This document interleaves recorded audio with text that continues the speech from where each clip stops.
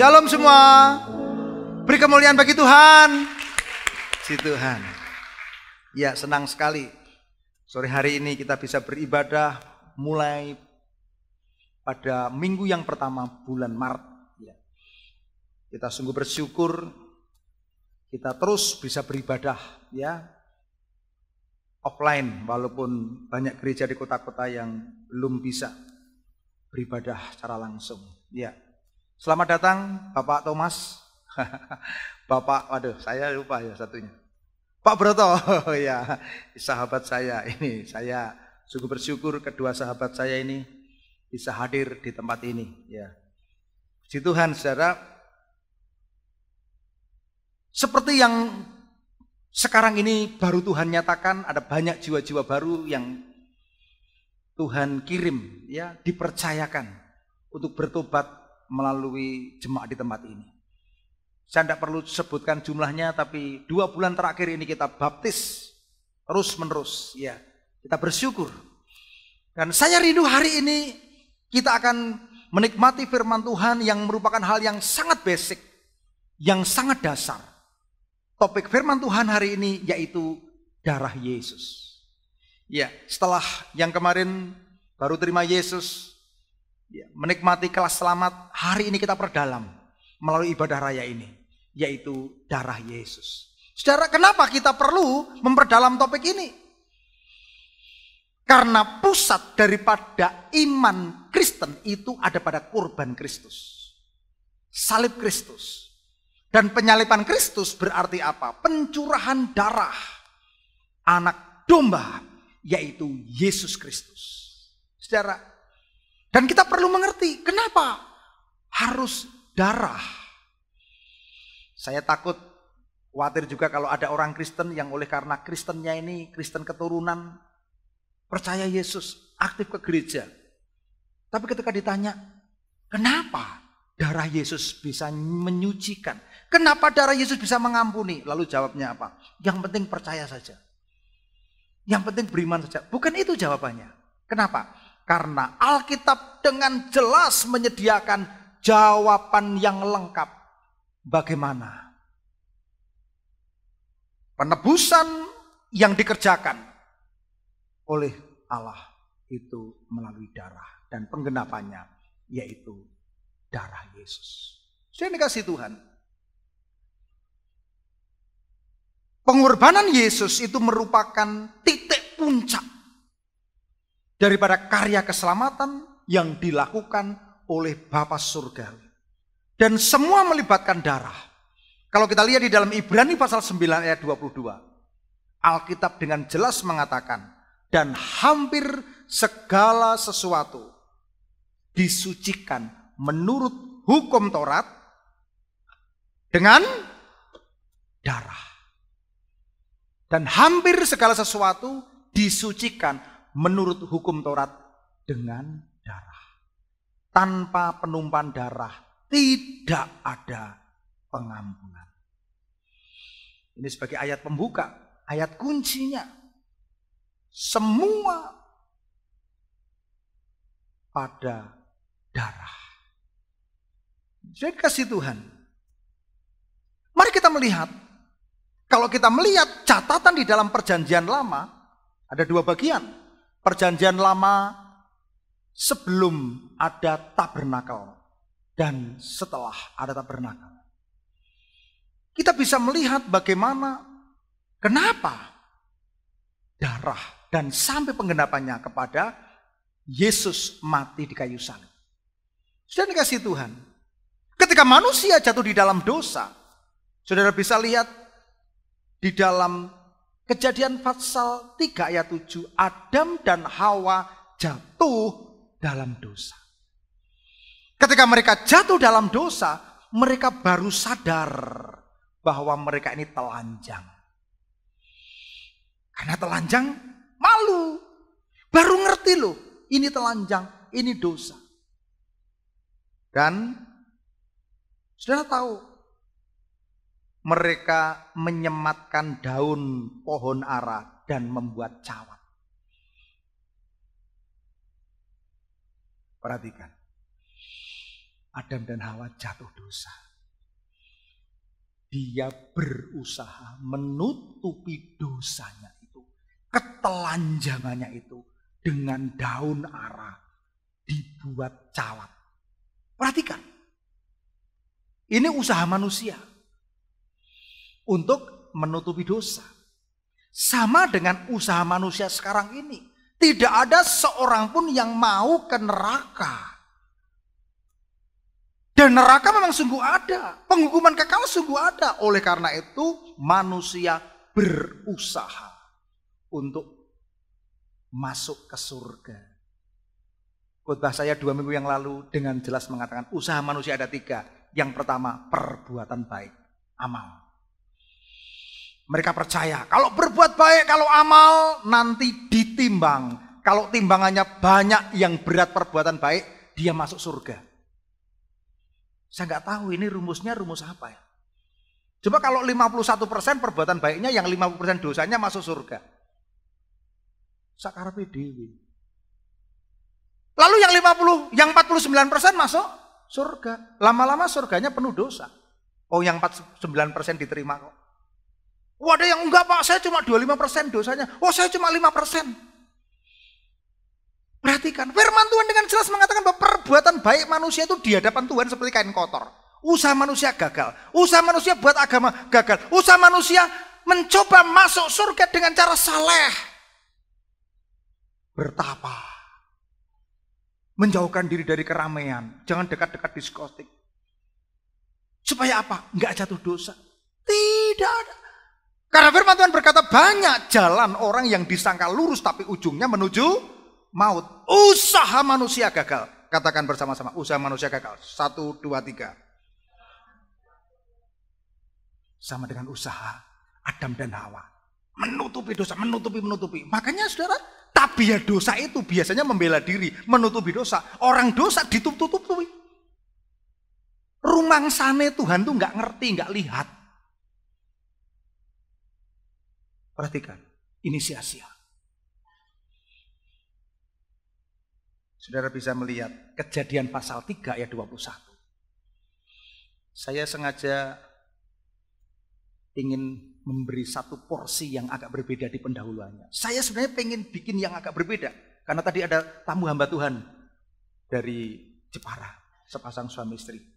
Ketika saya mau mulai, udah ya sudahlah. Saya buat sedikit beda supaya tidak sama. Perhatikan. Kejadian 3 ayat 21.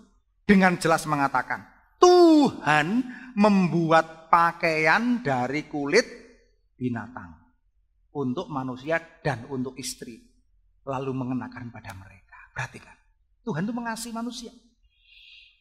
Tuhan itu membuat pakaian. Kalau membuat pakaian dari kulit binatang, tadi saya katakan bukan dari dinosaurus, bukan kulit gajah. Saya yakin walaupun tidak ditulis di sini, ini adalah dari kulit domba. Sejak Kejadian pasal 3 ayat 21, di situ sudah menunjuk kepada nubuatan. Akan ada penumpahan darah. Akan ada kurban. Kalau kita lihat, lalu berikutnya pada zaman setelah itu, semua kurban adalah kurban binatang. Lalu berikutnya penggenapannya kepada kurban Kristus.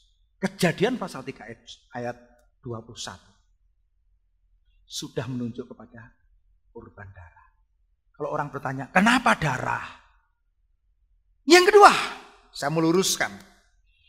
Kalau saudara lihat persembahan Kain dan Habil. Di dalam Kejadian pasal 4 ayat 1 sampai ayat 16. Di situ dikatakan persembahannya Habil ditolak. Betul? Betul? Salah. Jangan ngantuk ya. Yang ditolak persembahan siapa? Kain. Persembahannya Kain ditolak. Kenapa Kain ditolak? Karena Kain mempersembahkan apa? Apa? Dari semua hasil bumi. Hasil bumi berarti apa? Usaha manusia. Perhatikan. Dulu guru sekolah minggu mengatakan, dipersembahkan timun sing bungkek-bungkek, dipersembahkan telo sing cilik-cilik, sing boleng-boleng, enggak ada itu di Alkitab. Enggak ada. Tentu saja Kain juga memilih persembahan yang terbaik, saya yakin. Tapi kenapa persembahan Habil diterima? Karena Habil mempersembahkan kurban binatang yang kaitannya dengan penumpahan darah. Saudara bisa baca. Kenapa darah? Berikutnya, Nuh. Ini kan dari Kejadian ya. Terus Nuh. Nuh adalah orang yang benar, tidak bercela. Dan Nuh tercatat orang yang akrab, bergaul karib dengan Tuhan. Nuh beserta anggota keluarganya sebanyak 8 orang diselamatkan Tuhan.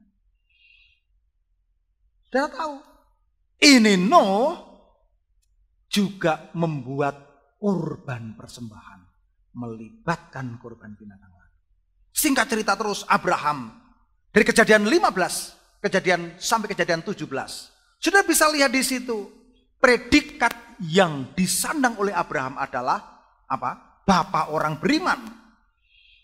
Ketika namanya diubah dari Abram menjadi Abraham, dia disebut sebagai bapa segala bangsa.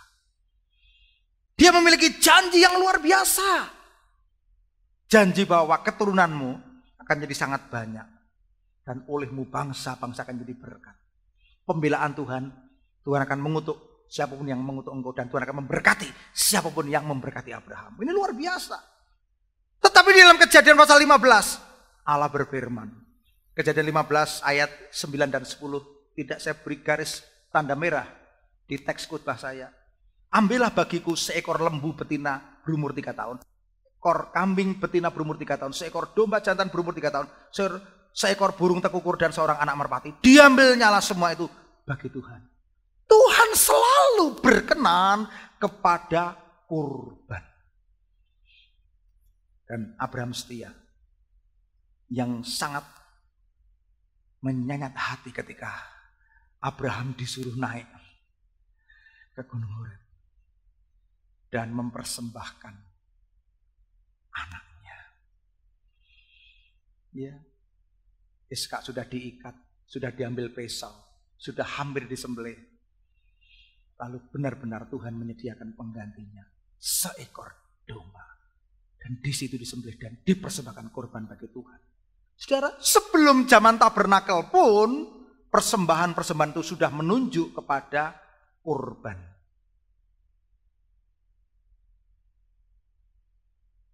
Kita maju terus Alkitab kita sampai kepada bangsa Israel. Masih ingat? 430 tahun orang Israel dijadikan budak di Mesir. Membangun kota Piton dan Ramses. Perhatikan.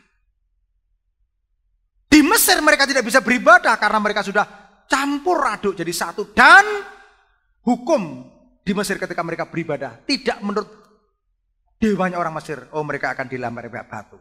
Otomatis turun-temurun tidak bisa beribadah. Mereka menjerit minta bebas.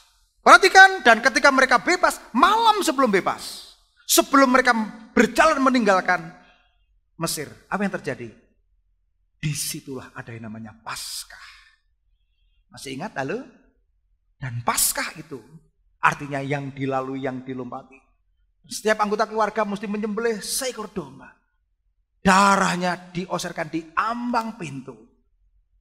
Disitulah sebagai tanda anak sulung tidak akan mati. Di situ ada kurban. Dari situ saudara, kita mengerti bahwa benarnya. Kenapa darah? Dan pendahuluan saya belum menjawab pertanyaan itu. Kita maju kepada zaman PL, yaitu perjanjian lama. Ketika Tuhan sudah menetapkan kemah suci atau tabernakel. Tuhan memerintahkan kepada Musa untuk membuat kemah suci atau tabernakel. Dan di situ ada peraturan. Kalau kita lihat Keluaran pasal 12 ayat 5. Setiap orang yang berdosa untuk mengadakan kurban penebus dosa, maka dia harus mempersembahkan apa? Anak domba jantan tidak bercela berumur setahun. Kamu ambil domba atau kambing, kemudian harus kau bawa lembu jantan ke depan kemah. Lalu haruslah Harun dan anaknya meletakkan tangannya ke atas lembu jantan. Haruslah kau sembelih lembu itu di hadapan Tuhan dan di depan pintu kemah pertemuan. Haruslah kau ambil sedikit dari darah lembu jantan itu dan kau bubuhkan dengan jarimu pada tanduk-tanduk mezbah. Dan segala darah selebihnya haruslah kau curahkan di bagian bawah mezbah. Sudah tahu, ada mezbah kurban bakaran, ada tanduk-tanduk. Lalu ketika orang datang ke imam, saudara, setiap orang berdosa harus mempersembahkan kurban. Kalau tidak dia mati. Ketika dia datang mempersembahkan kurban, ingat, imam ini kan pengantara ibadah. Dia pemimpin ibadah. Lalu imamnya menaruh tangannya di atas kepala hewan yang akan disembelih. Ketika ditaruh di atas tangan, di atas tangannya di atas kepala, itu berarti apa? Berarti yang mengorbankan mengaku dosa. Lalu dosa itu dialihkan. Lalu dosa itu ditebus dengan matinya binatang ini. Perhatikan. Dari situ orang ini mendapatkan pengampunan. Mendapatkan kehidupan, tidak jadi dihukum. Itu peraturan waktu itu. Saudara, dan ini terus menerus. Dan berulang terus. Kenapa harus ada darah? Tadi saya terangkan. Karena darah itu nyawa. Kejadian 9 ayat 5 dikatakan, tetapi mengenai darah kamu, yakni nyawa kamu. Darah itu nyawa. Imamat 17 ayat 11 dikatakan, karena nyawa makhluk ada di dalam darahnya dan aku telah memberikan darah itu kepadamu di atas mezbah untuk mengadakan pendamaian bagi nyawamu, karena darah mengadakan pendamaian dengan perantaraan nyawa. Waduh. Berarti memang sudah menjadi ketetapan Tuhan untuk mendapatkan pengampunan. Manusia di zaman PL dulu itu harus mempersembahkan kurban binatang disembelih dan darahnya itu menjadi darah penebus salah. Ada pendamaian antara Allah dengan manusia lewat kurban binatang.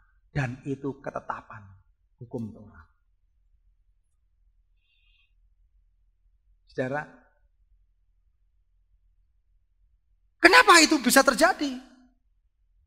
Karena memang itulah ketetapan Tuhan. Kenapa darah? Karena darah itu nyawa. Kenapa darah? Alasan berikutnya apa? Karena darah manusia dicemari oleh dosa Adam dan Hawa. Adam dan Hawa.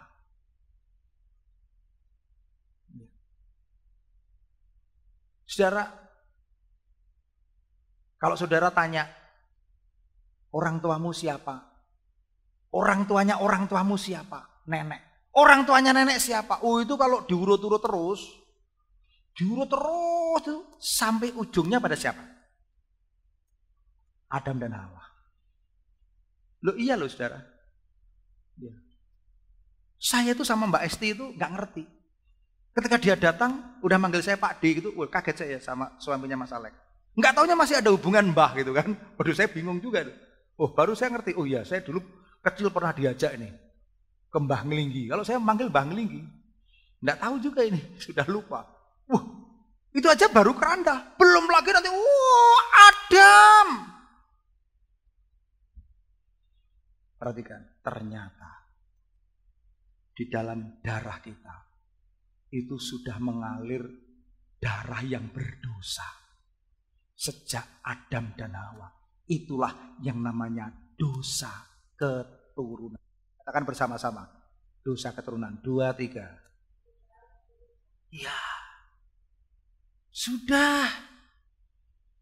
Dosa keturunan itu yang membuat manusia semua orang berdosa. Makanya firman Tuhan di dalam Roma katakan semua orang telah berbuat dosa dan telah kehilangan kemuliaan Allah. Yang berdosa mula-mulanya satu orang, jadi akhirnya semua manusia yang berasal dari Adam dan Hawa mengalir dosa. Karena apa? Darah yang berdosa. Turun-temurun. Dan ingat, upah dosa itu apa? Maut. Oleh karena itu, kita yang namanya manusia ini, semuanya punya dosa. Karena mengalir dari darah Adam dan Hawa. Dari mana? Bukti kebenaran itu. Kita lihat di dalam Roma pasal 5 ayat 12. Maaf saudara, saya harus cepat karena ini agak padat gitu kan. Ya. Pengajarannya agak padat, saya harus cepat. Roma 5 ayat 12. Ya, yang punya Alkitab tolong dibuka. Ya. Saudara biasakan bawa Alkitab. Alkitab juga tidak apa-apa, tidak berdosa. Ya.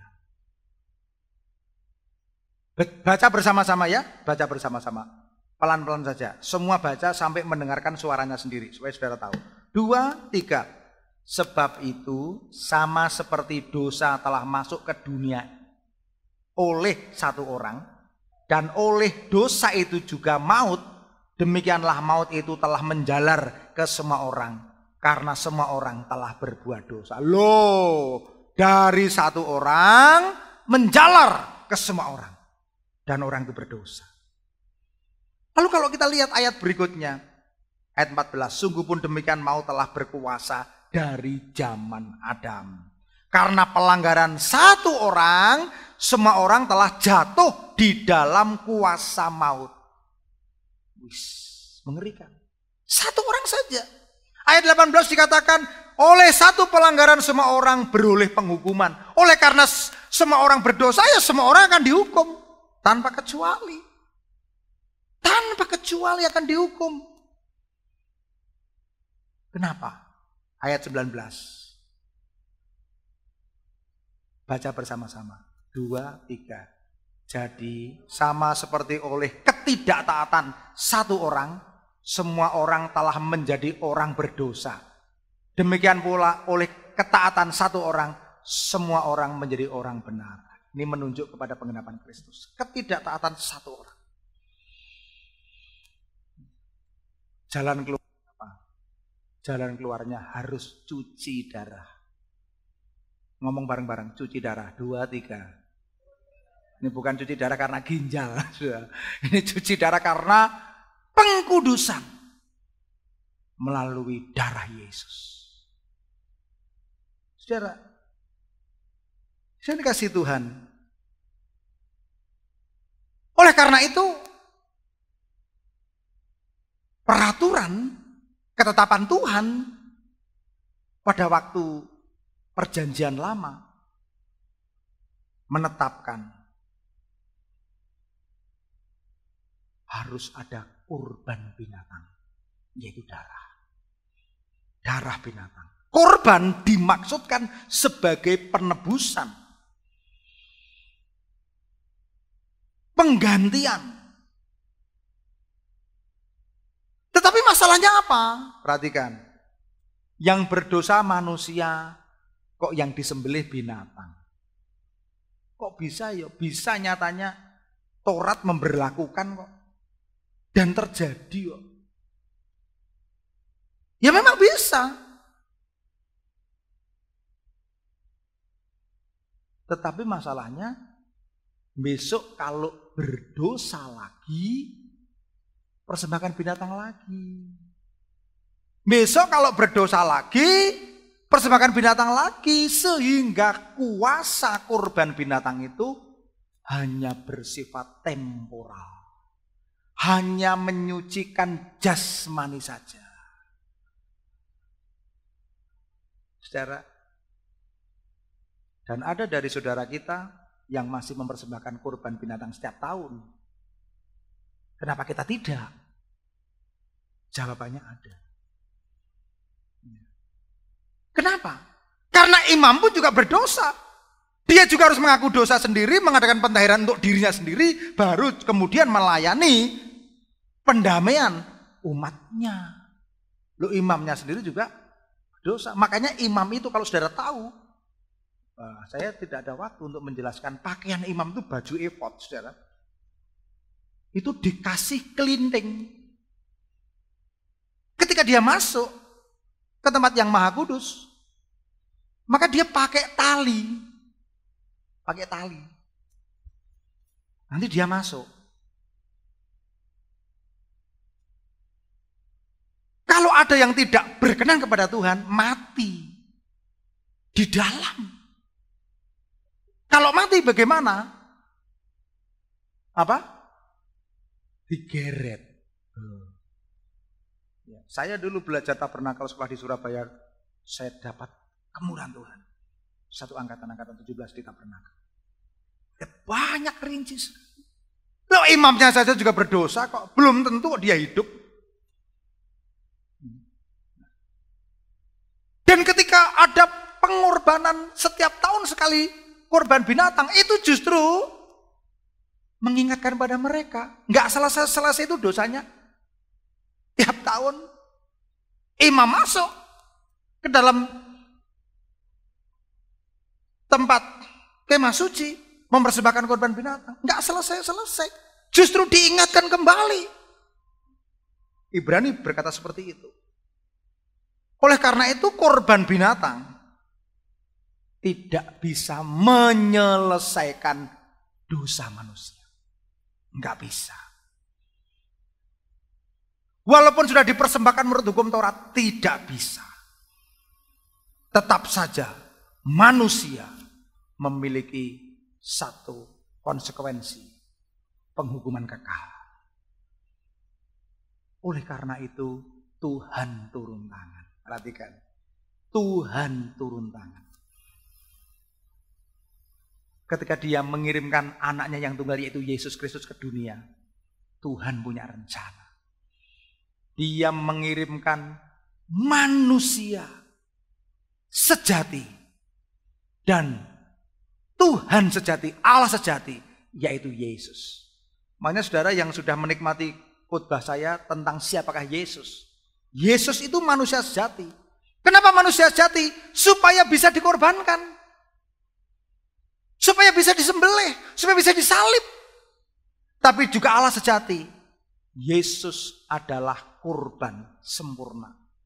Sebagaimana hukum Taurat dulu, semua korban-korban itu harus tidak bercacat celah.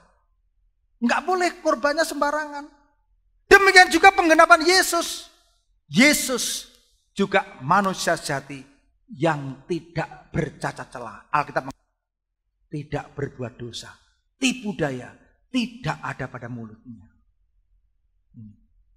Oleh karena itu Tuhan turun tangan melalui bayi Yesus, Maria. Dan sampai pada 3 tahun kemudian Yesus disalib. Saya akan terangkan. Tuhan sendiri yang mengerjakan karya keselamatan. Perhatikan.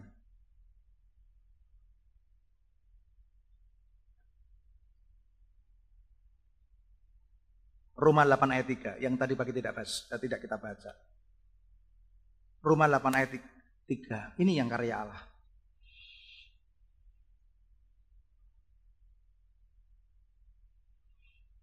Roma 8 ayat 3 ini ayat kunci.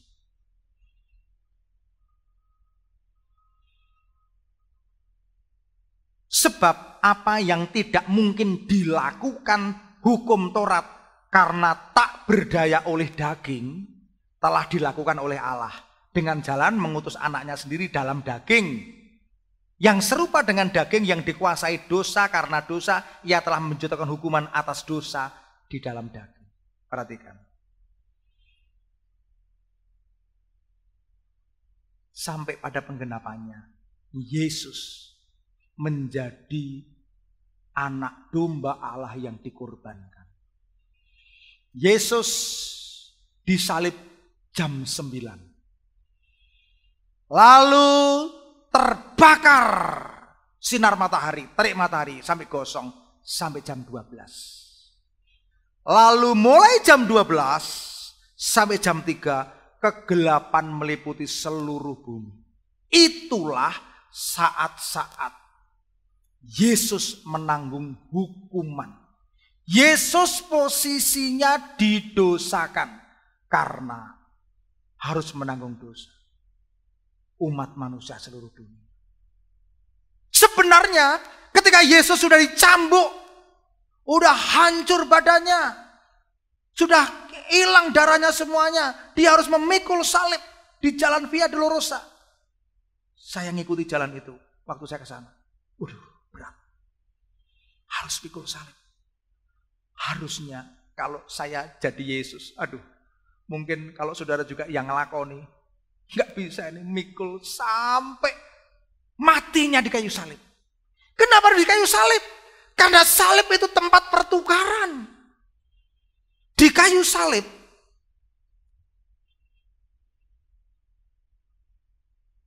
dosa dihukum, anak domba Allah disembelih, murka Allah dipuaskan.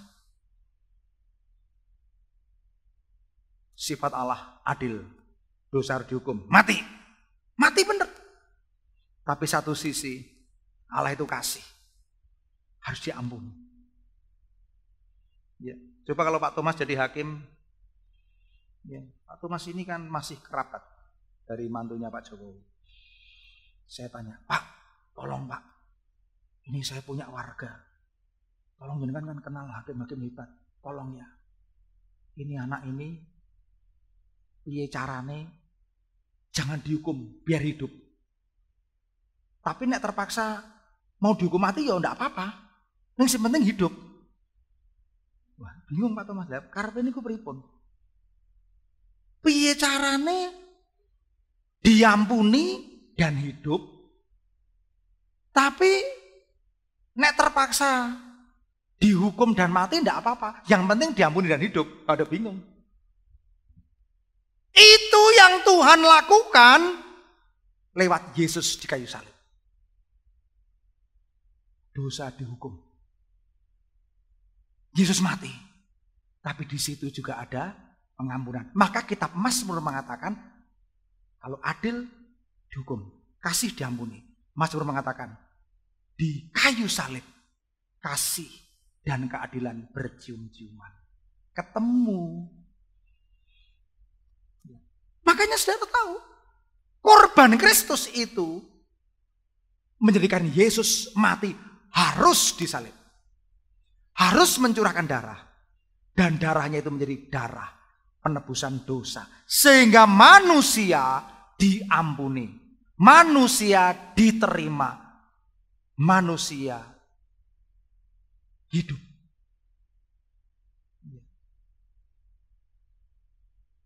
Dan penggenapannya di kayu salib. Makanya Yesus itu menjerit, Eloi, Eloi, lama sabachthani.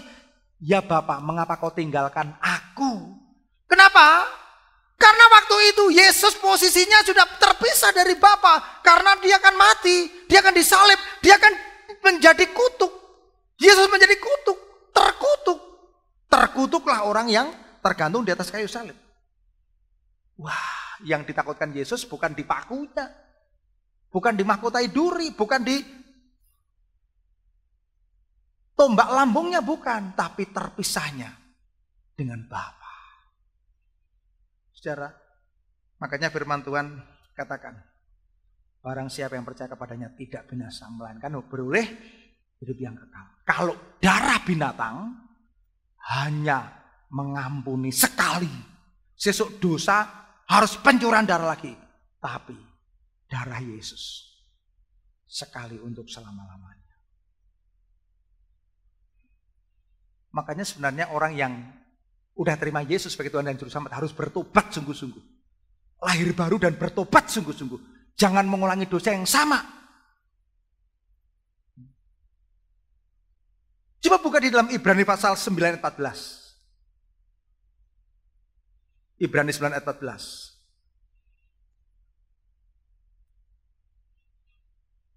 Betapa lebihnya darah Kristus yang oleh roh yang kekal telah mempersembahkan dirinya sendiri kepada Allah sebagai persembahan yang tak bercacat. Akan menyucikan hati nurani kita dari perbuatan yang sia-sia. Supaya kita dapat beribadah kepada Allah yang hidup. Betapa lebihnya darah Yesus. dibanding dengan darah binatang.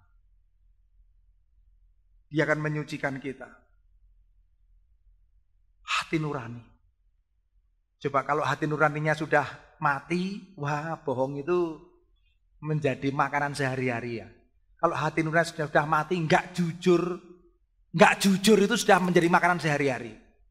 Jangan harap masuk surga. Loh Pak, katanya selamat tetap selamat. Kalau nggak bertobat, jangan harap masuk surga. Pengajaran yang mengatakan selamat, sekali selamat pasti selamat, harus direvisi. Banyak orang yang menjadikan kekristenannya sebagai label, sebagai agama. Yang penting saya udah terima tiket, perkara hidup dosa, perkara kenajisan, perkara saya hidup lama. Yang penting saya masuk surga. Loh, kamu lahir baru yang mana? Hidupmu tidak berubah kok. Makanya oleh pengorbanan darah Yesus, kita ini disucikan hati nurani kita. Yang bersyukur katakan amin.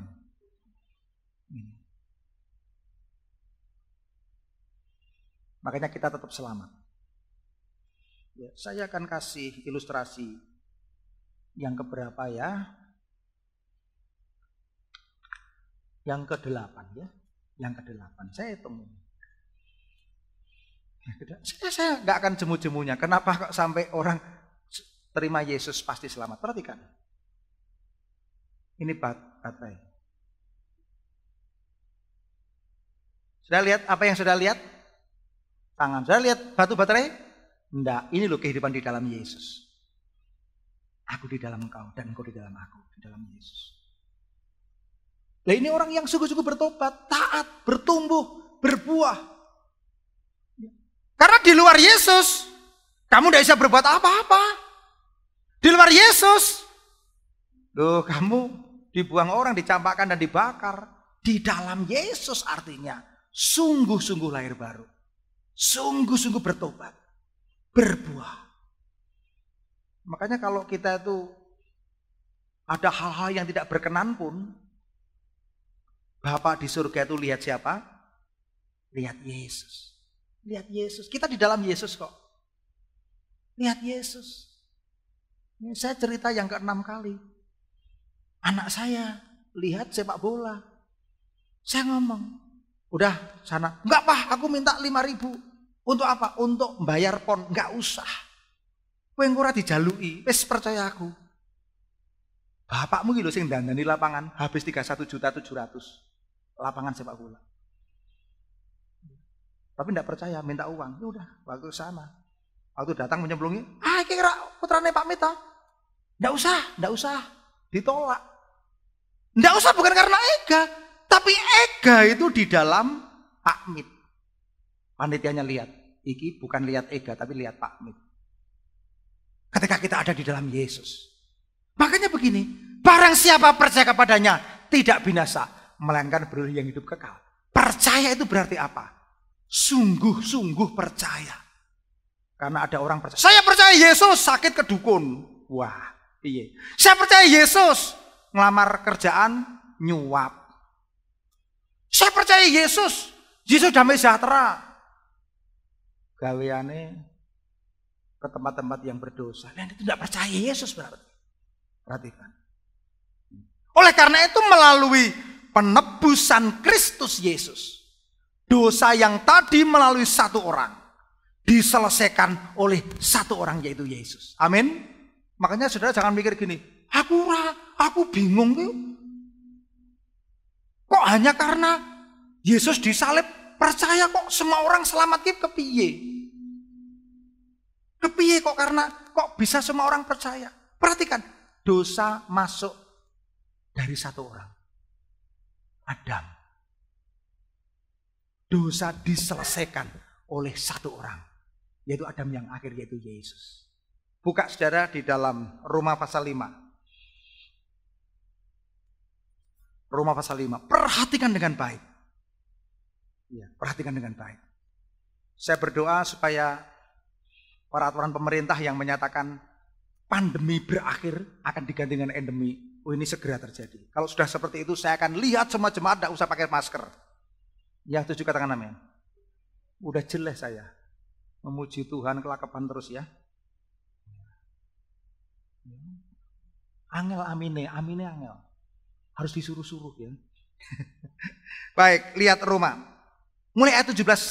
Sebab jika oleh satu orang maut telah berkuasa oleh satu orang itu, maka lebih benar lagi mereka yang telah menerima kelimpahan kasih karunia dan anugerah kebenaran akan hidup dan berkuasa oleh karena satu orang, yaitu Yesus Kristus. Sebab itu sama seperti oleh satu pelanggaran semua orang beroleh penghukuman, demikian pula oleh satu perbuatan kebenaran yaitu Yesus semua orang beroleh pembenaran untuk hidup. Ayat 19. Jadi sama seperti ketidaktaatan satu orang, semua orang telah menjadi berdosa. Demikian pula oleh ketaatan satu orang yaitu Yesus, semua orang telah menjadi orang benar. Amin.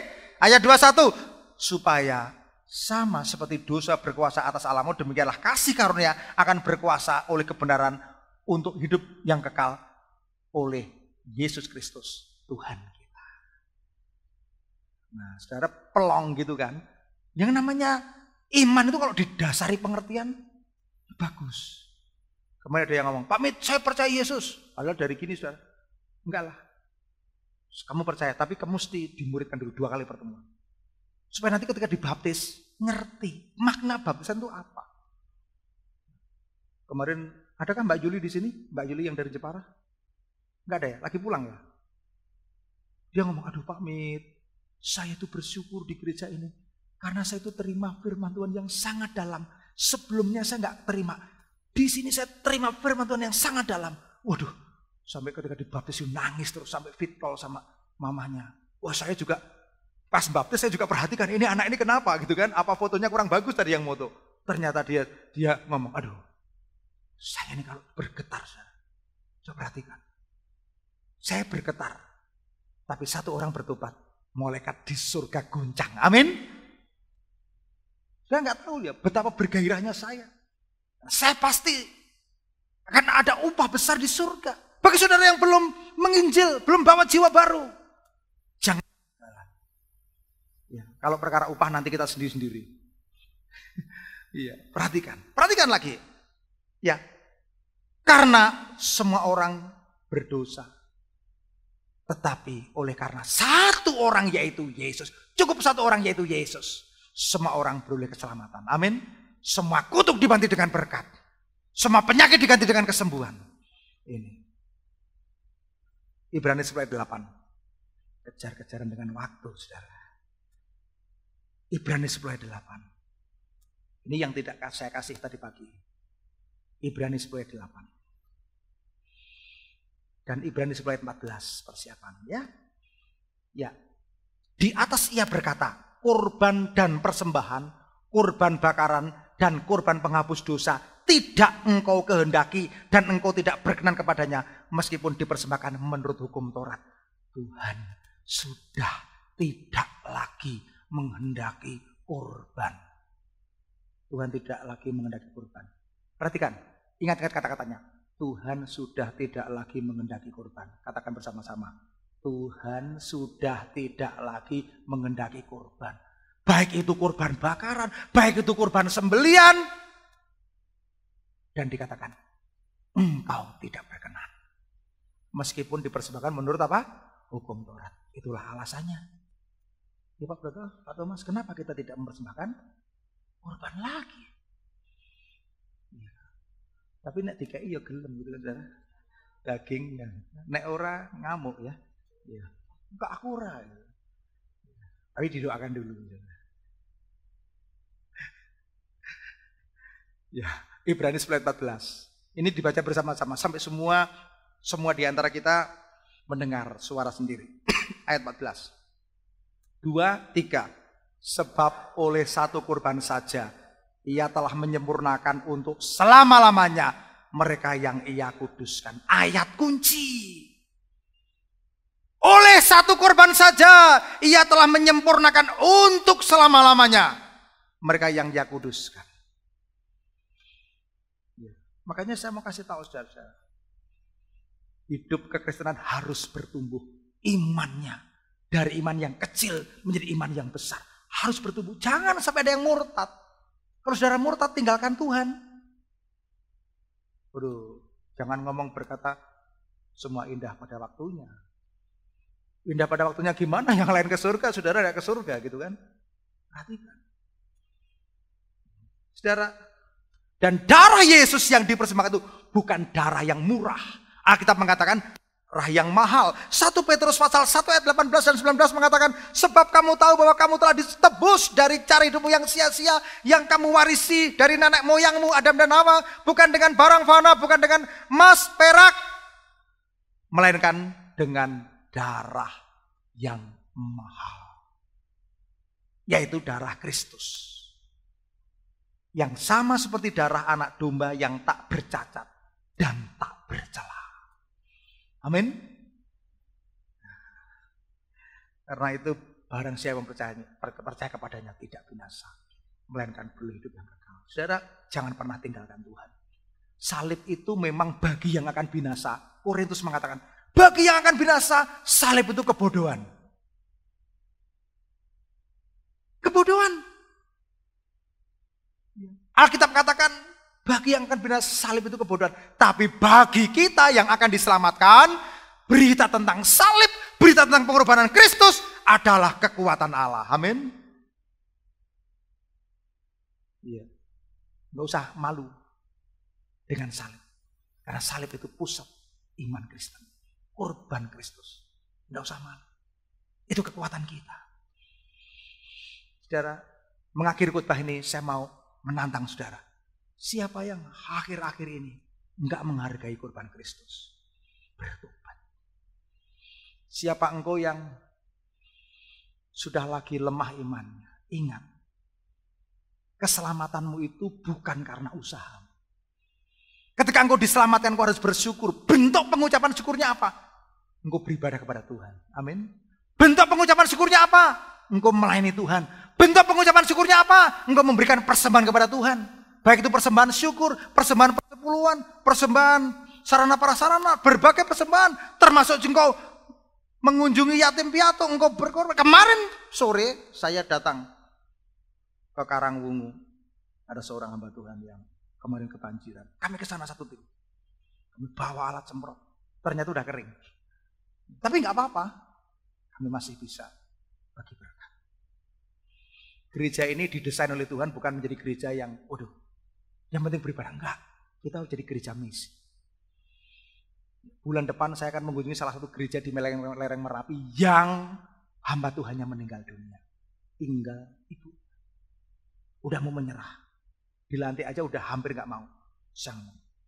Yuk, lanjutkan. Umi, kapan Umi datang? Saya akan datang. Saya hamba Tuhan tidak pernah meninggalkan hari Minggu. Saya tidak pernah meninggalkan hari Minggu. Saya tidak pernah terima undangan khotbah dimanapun. Saya fokus khotbah di sini.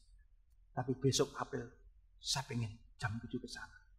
Saya pengen ngajak beberapa di antara saudara-saudara. Kita menjadi gereja misi. Saudara, hari ini saya mau tantang saudara. Siapa di antara engkau yang hari-hari ini tidak menghargai korban Kristus? Bertobat. Silakan musik maju ke depan. Mari kita bersama-sama pujikan. Sedetik pun jangan kiranya berlalu. Dalam hidupku menghargai korban. Sesaat pun jangan kiranya terlewatkan. Bersekutu dengan korban-Nya Tuhan.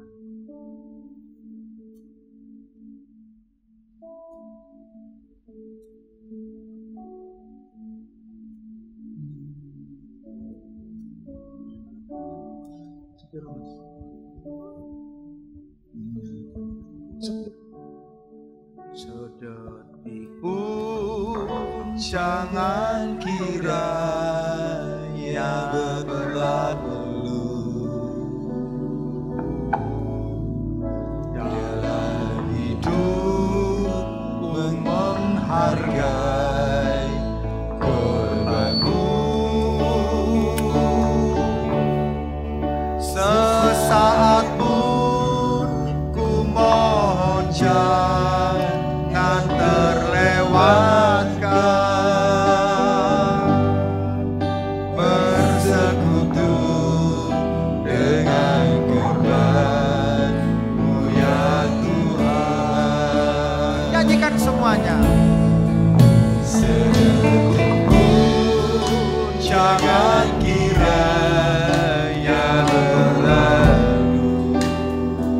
Nyanyikan dengan sungguh-sungguh. Ku menghargai korbanmu. Sesaat pun ku mohon jangan terlewatkan. Bersekutu dengan korban-Mu ya Tuhan. Sedetik pun.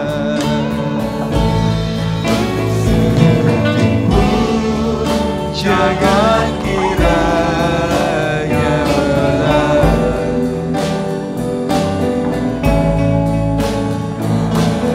Ku menghargai korbanmu. Sesaat pun ku mohon jangan terlewatkan. Bersekutu dengan korban-Mu ya Tuhan. Mari kita persiapkan hati kita untuk